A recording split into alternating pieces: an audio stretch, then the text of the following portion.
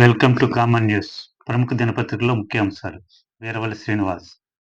ఈనాడు దినపత్రిక. జాతిగా నిలిపి దేశంగా కలిపి. రాజ్యాంగం అంటే తెలియని వారు బోలెడంత మంది. తెలిసినా అందులో ఏముందో తెలియని వారు ఎంతో మంది. తెలిసినా తెలియకపోయినా అర్థమైనా అర్థం కాకున్నా ఎలాంటి వివక్ష లేకుండా కంటిరెప్పలా కన్నతల్లిలా దేశంలోని ప్రజలందరినీ కాపాడుతుంది. కనిపించని సింహంలా ఆపన్నాల పాలిట జీవరేఖల 75 ఏళ్లుగా స్వేచ్ఛ స్వాతంత్ర్యాలకు అనుక్షణం ఊపిరులూదుతుంది మన రాజ్యాంగం. సామ్యవాద లౌకిక పదాలపై అభ్యంతరాలు అర్ధరహితం. సమానత్వ భావన రాజ్యాంగంలోనే అంతర్లీనం. ప్రవేశిక సవరణ అధికారం పార్లమెంటుకు ఉంది. సుప్రీంకోర్టు కీలక తీర్పు. భారత రాజ్యాంగానికి 1976లో చేసిన సవరణను సవాల్ చేస్తూ దాఖలైన పిటిషన్ను తోసిపుచ్చుతూ సుప్రీంకోర్టు ధర్మాసనం సోమవారం కీలక తీర్పు వెలువరించింది. పార్లమెంటుకు రాజ్యాంగ ప్రవేశంను సవరించే అధికారం ఉందంటూ అధికరణం 368ను ప్రస్తావించింది. 42వ రాజ్యాంగ సవరణ ద్వారా అప్పటి ఇందిరాగాంధీ ప్రభుత్వం రాజ్యాంగ ప్రవేశికలో లౌకిక, సామ్యవాద, సమగ్రత పదాలను చేర్చింది. వీటిలో లౌకిక, సామ్యవాద పదాలపై అభ్యంతరం తెలుపుతూ రాజ్యసభ మాజీ సభ్యుడు సుబ్రహ్మణ్య స్వామి, న్యాయవాది అశ్విని ఉపాధ్యాయ్, బలరాం సింగ్ విడివిడిగా పిటిషన్లు దాఖలు చేశారు. విచారణపై జరిపిన ప్రధాన న్యాయమూర్తి జస్టిస్ సంజీవ్ ఖన్నా, జస్టిస్ సంజయ్ కుమార్ ధర్మాసనం ఈ నెల 22న రిజర్వ్లో ఉంచిన తీర్పును సోమవారం వెలువరించింది. ఈ రిట్ పిటిషన్లపై విద్యాపరమైన సమాలోచనలు కానీ, న్యాయ విచారణ కానీ అవసరం లేదు. పార్లమెంటుకు ఉన్న రాజ్యాంగ సవరణ అధికారం రాజ్యాంగ ప్రవేశకు వర్తిస్తుంది. సవరణలకు సంబంధించి రాజ్యాంగంలో అస్పష్టత ఏమీ లేదు అని ధర్మాసనం పేర్కొంది. అమరావతి కొత్త ఊపు. రాజధాని నిర్మాణానికి మరో 16,000 కోట్ల రుణం. ముందుకొచ్చిన హడ్కో, జర్మనీ బ్యాంక్, కేఎఫ్డబ్ల్యూ. ఐకానిక్ భవనాలకు ఆర్కిటెక్ట్గా మళ్లీ నార్మన్ ఫోస్టర్. రాజధానిలో భూమిలోని పేదలకు ఇచ్చే పింఛన్ను 6 అంచెల తనిఖీ రద్దు. జగన్ ప్రభుత్వం పింఛన్ను ఎగ్గొట్టిన 4,000 మందికి పునరుద్ధరణ. సిఆర్డీఏ అథారిటీ వెల్లడి. సీఎం చంద్రబాబు అధ్యక్షతన సమావేశం. మహా డ్రామా. ముఖ్యమంత్రి అభ్యర్థిత్వపై అనిశ్చిత. తేల్చుకోలేకపోతున్న మహాయుతి. బీహార్ పాలనను తెరపైకి తెచ్చిన శివసేన. ఫార్ములా ఏం లేదన్న అజిత్. భవనాలు, లేఅవుట్లు, అనుమతులు సులభతరం. డిసెంబర్ 31 నుంచి సింగిల్ విండో విధానం. పురపాలక పట్టణాభివృద్ధి శాఖ మంత్రి నారాయణ. పర్యాటక అభివృద్ధికి ప్రత్యేక ప్రణాళికలు. సదుపాయాల కల్పన ద్వారా ఉద్యోగ ఉపాధి అవకాశాలు. ఉప ముఖ్యమంత్రి పవన్ కళ్యాణ్ వెల్లడి. పలువురు మంత్రులతో సమావేశం. రాష్ట్రంలో పర్యాటక రంగ అభివృద్ధికి ప్రత్యేక ప్రణాళిక రూపొందించి తద్వారా ఉద్యోగ ఉపాధి అవకాశాలు మెరుగుపరిచే దిశగా ఎన్డీఏ ప్రభుత్వం ముందుకెళ్తుందని ఉప ముఖ్యమంత్రి పవన్ కళ్యాణ్ స్పష్టం చేశారు. రాష్ట్రాన్ని పర్యాటక హబ్గా మార్చేందుకు ప్రభుత్వ శాఖలు సమన్వయంతో ముందుకెళ్లాలని సూచించారు. రాష్ట్రంలో ఆలయాలు, పర్యావరణం, సాహస క్రీడలు, హెరిటేజ్, పర్యాటక ప్రదేశాల అభివృద్ధిపై ప్రజలకు ఇచ్చిన హామీల గురించి ఉప ముఖ్యమంత్రి పవన్ కళ్యాణ్ అధ్యక్షతన సోమవారం మంగళగిరిలో జనసేన పార్టీ కేంద్ర కార్యాలయంలో సమావేశం జరిగింది. దేవాదాయ, పర్యాటక, రోడ్లు, భవనాల శాఖ మంత్రులు ఆనం నారాయణ రెడ్డి, కందుల దుర్గేశ్, బీసీ జనార్దన్ రెడ్డి, సంబంధిత శాఖల ఉన్నతాధికారులు హాజరయ్యారు. పవన్ కళ్యాణ్ మాట్లాడుతూ ప్రపంచంలో ఎన్నో దేశాలు కేవలం పర్యాటకం ద్వారానే అభివృద్ధి చెందాయి. మన రాష్ట్రంలో ఆలయాలు, పర్యావరణము, సాహస క్రీడలు తదితర అంశాల్లో అభివృద్ధికి అద్భుతమైన అవకాశాలున్నాయి. ఏటా 10% అభివృద్ధికి అవకాశం ఉన్న పర్యాటక రంగాన్ని ముఖ్యమంత్రి చంద్రబాబు మార్గదర్శకత్వంలో ముందుకు తీసుకెళ్తాం. ఇప్పటికే దీని అభివృద్ధికి కీలక నిర్ణయాలు తీసుకున్నాం. ఏకో టూరిజం కోసం ప్రత్యేక కార్పొరేషన్ దిశగా చర్యలు ప్రారంభించాం అని వెల్లడించారు. ఇదిగో దక్షిణ కోస్తా రైల్వే జోన్ కార్యాలయం.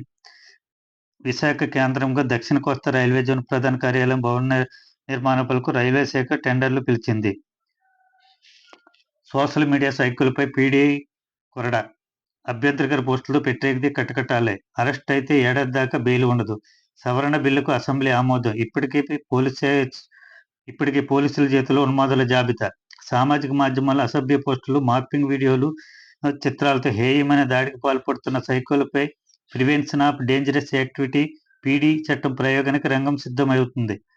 ఉచ్చనీచాలు మర్చి జుగుప్సాగర పదజాలంతో పెట్టేగుతున్న ఉన్మాద మూక ఇకపై ఏడాది దాకా జైల్లో మగ్గాల్సిందే. ఈ మేరకు Andhra Pradesh prevention of dangerous activities చట్టం 1986, ప్రమాదకర కార్యకలాపాల నియంత్రణ చట్టం సవరణ బిల్లు ఇటీవల అసెంబ్లీలో ఆమోదం పొందింది. తప్పులకు బాధ్యులు ఇంకా పోలవరంలోనేనా? గైడ్ బండ్ కుంగితే కేంద్ర అధికారిపై చర్యలు. రాష్ట్ర యంత్రాంగంపై ఏది ఆ దృష్టి?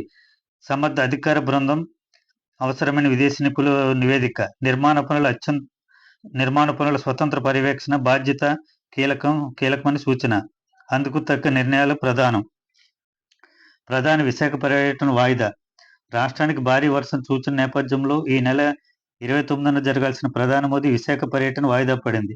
ప్రధాని పర్యటన నేపథ్యంలో విశాఖలో ఏయూ ఇంజనీరింగ్ కళాశాలలో వివిధ ప్రాజెక్టుల శంకుస్థాపన, బహిరంగ సభకు అధికారులు విస్తృత ఏర్పాట్లు చేశారు. అయితే వాతావరణ పరిస్థితుల కారణంగా ఆయన పర్యటన వాయిదా పడినట్లు అధికారులు వెల్లడించారు. కార్యక్రమం ఎప్పుడు నిర్వహించేది త్వరలో వెల్లడిస్తామని తెలిపారు. రఘురామకు చిత్రహింసల కేసులో విశ్రాంత ఐపీఎస్ విజయపాల్కు ఎదురుదెబ్బ. ముందస్తు బెయిల్ పిటిషన్ను డిస్మిస్ చేసిన సుప్రీంకోర్టు. సాక్షి దినపత్రిక. అట్టుడికిన రాష్ట్రం, ధర్నాలతో దద్దరిల్లిన కలెక్టరేట్లు, ప్రభుత్వ కార్యాలయాలు. విధుల్లోకి తీసుకుని 10,000 రూపాయలు జీతం ఇవ్వాలని వాలంటీర్ల డిమాండ్. ప్రభుత్వమే వేతనాలు చెల్లించాలని 108 ఉద్యోగుల ధర్నా. సీఎం ఇంటి వద్ద గిరిజన అవుట్సోర్సింగ్ టీచర్ల ఆందోళన. పిడికిలి బిగించిన ఆశా కార్యకర్తలు ఆకలి కేకలతో ఆయాల నిరసన. వెల్లువెత్తిన వివిధ వర్గాల ప్రజల ఆందోళన. ఓ కరపత్రం ఏడుపు కథ. సెకీతో ఒప్పందాన్ని 7 గంటల్లోనే ఆమోదించారంటూ ఈనాడు వక్రీకరణ. వాస్తవాలను దాచిపెట్టి విషం చిమ్మడమే అసలు లక్ష్యం. సెకీ లేక ఒప్పందానికి మధ్య దాదాపు 2.5 నెలలు సుదీర్ఘ పయనం. కమిటీ లోతైన అధ్యయనం తరువాతే కేబినెట్ ఆమోదం. కారుచౌకగా సౌర విద్యుత్ సరఫరా చేస్తామని 2021 సెప్టెంబర్ 15 లేఖ రాసిన సెకీ.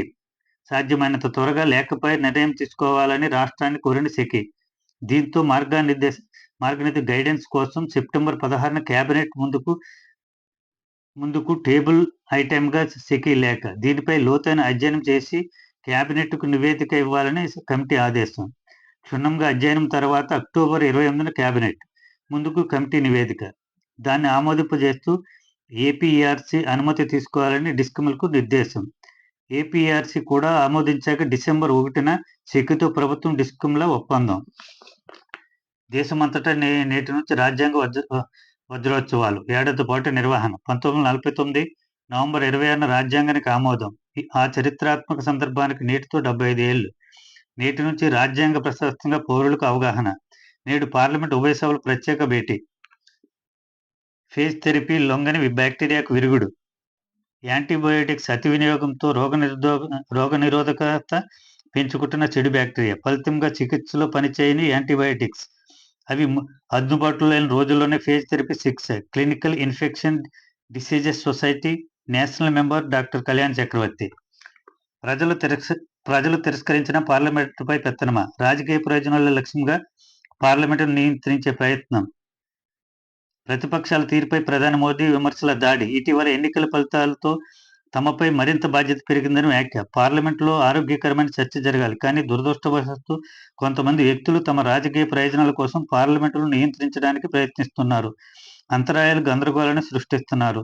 80-90 సార్లు ఎన్నికల్లో ఓడిన విపక్షాల తీరు మాత్రం మారలేదు. విపక్ష పార్టీల నేతలు పార్లమెంటులో చర్చలు జరగనివ్వట్లేదు. ప్రజల పట్ల తీసుకున్న బాధ్యతను గుర్తించడం లేదు.